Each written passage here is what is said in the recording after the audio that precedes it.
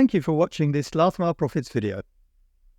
Been a ton of developments at Yodel recently. It's a perennial story, but to find out more, take a look at the latest Last Mile Profits video. Experience the future of convenience with modern Expo parcel lockers. Cutting-edge innovations that bring parcel delivery to a fundamentally new level. Follow the link in the description to find the best solution for your business. Gary, a perennial topic that comes up, at least in the UK last mile, is Yodel, formerly Home Delivery Network. And I hear you've got a little bit of gossip on this one.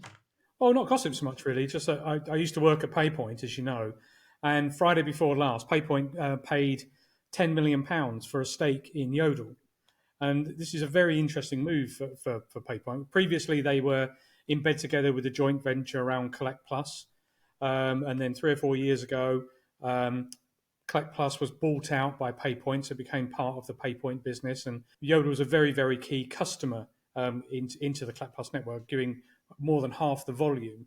So what's interesting here is that Yodel only changed hands just a few weeks ago. There was YDL Limited, a 9-week-old business, acquired the interests of Yodel for an undisclosed sum, with a view to merging it into that logistics business, which I frankly never heard of. And now here we are, a few weeks later, Yodel's managed to burn through whatever money they had and need some more. Well, a bit of an interesting story, because in my past life, I actually talked to the Barclay brothers because I was seriously interested in helping a fund invest several years ago, but they seemed to be very confident that they'd turn it around. Obviously, they didn't quite succeed with that. But I got a theory, Gary. Paypoint's core business, which is money transfer, is not exactly growing around the world. So probably the jewel in the crown is the Collect Plus business. The problem with the Collect Plus business is, on its own, without the middle mile, without an end-to-end product, you don't get the sort of margin and return that is interesting. So could it possibly be that someone's done the maths and said, we want to do an impost type scenario where we can offer a complete end-to-end solution, and therefore they have an interest in Yodel? It's possible. I mean, I would look at it the other way around, to be honest with you. They've also said in this announcement that they're looking for another 40 million of inward investment. Whether that will keep them going till Christmas or not, I've got no idea. I mean, the track record of Yodel isn't strong. They've consistently been loss making. They briefly posted a profit during COVID when everybody had more volume than they knew what to do with. But overall, Yodel is loss making.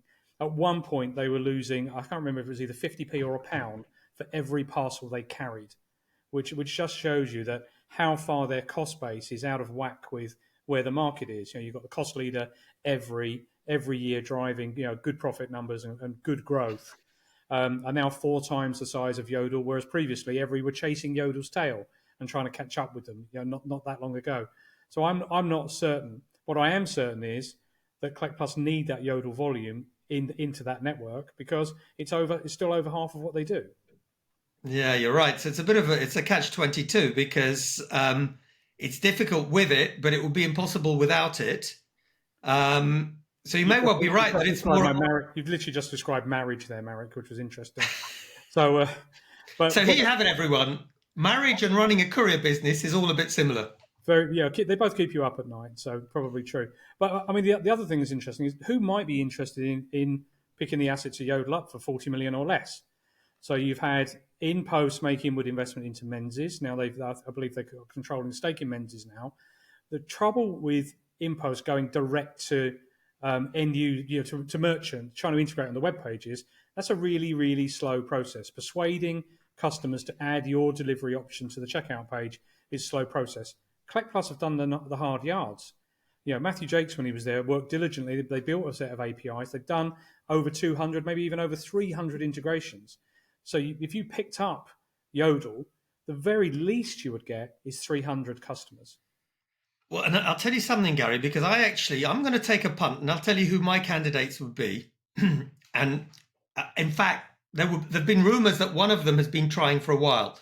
So purely rumour, but that Impulse has been trying for a while, and it wouldn't surprise me at all. And it's for me, it's a bit of a no-brainer that Impost could have a desire, because if you imagine you add, I think it's about 11,000. If anyone wants to check 100%, they can read the Last Mile Experts Out of Home report.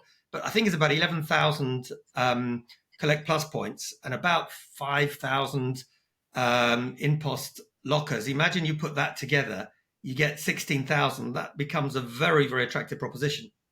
No, without a doubt. But then I think there are other contenders. So look at Vinted Go. Vinted Go built a carrier in France. They're doing a locker-only network.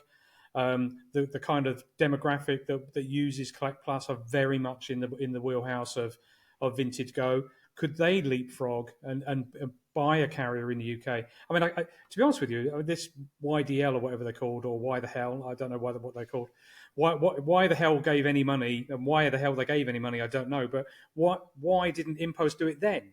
They were clearly that the hat was being passed around to try and save Yodel, and they missed the boat then. So maybe we're speculating on the wrong horse, that they've stepped back from it. I don't know.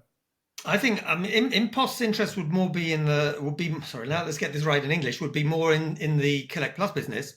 But I think there is someone else, because you're right. Vitautas and the team are very they think big, because half of them are ex-Amazon. But I'm not sure that they'd secure that sort of money, because it's not just the money to buy the thing, it's the money then to keep it afloat. Well, I have another candidate. Guess who my candidate is? But they have just moved into profit. So they've gone from burning 100 million a year to being cash flow positive. So if they could show a reasonable return, I think there'd be a queue of people around the block looking to lend Vinted Go money if they needed it to go and buy a business like that. I have no doubt that Vinted Go is a great business, and I really believe in what they're doing. But as I said, I wonder whether it wouldn't be a bridge too far for them at this moment. But I have another candidate, also from this part of the world, Mr. Kretinsky. Mr. Kretinsky, the man who's just put 3.7 billion on the table for Royal Mail. And do you want to know why? Criminal insanity. He's got two businesses. So he's got the Royal Mail business and GLS. And if for any reason it would not be, and I'm not close enough, you may have a view on this, because option one would be you split out Parcel Force if you can, and that becomes the GLS entity, and you continue with Royal Mail. But if for whatever legal or other reason it's not possible, then you need something to become the GLS UK business.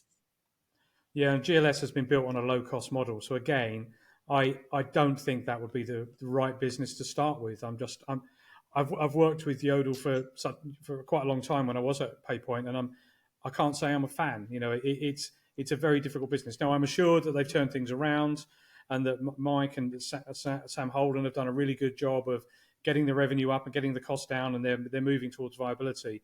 But it's a bit like one of the other previous comments we had. It's not somewhere I'd put my own money, if I'm honest.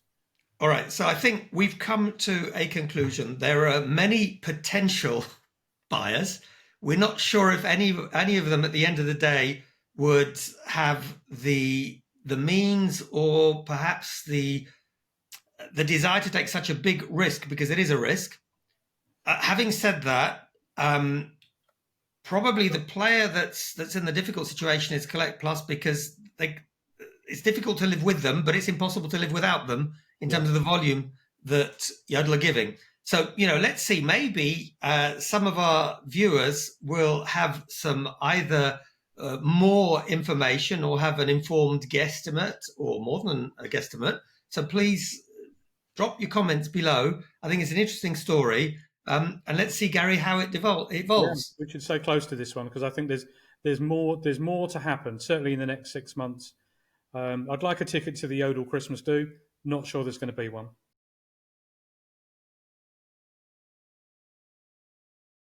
Thanks for watching this Last Mile Profits video. For more up-to-date last mile news and analysis, subscribe to our YouTube channel and follow us on LinkedIn.